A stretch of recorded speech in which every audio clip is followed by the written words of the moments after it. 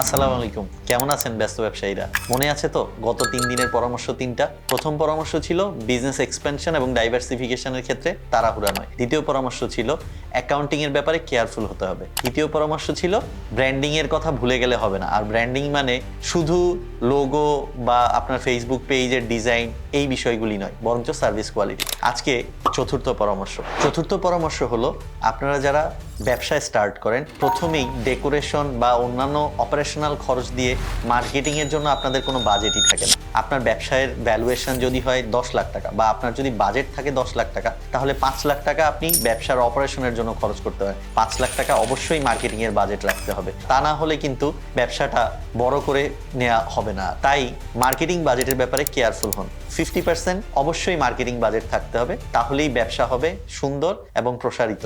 ব্যস্ত ব্যবসায়ী চ্যানেল দেখার জন্য সবাইকে ধন্যবাদ। আসসালামু আলাইকুম।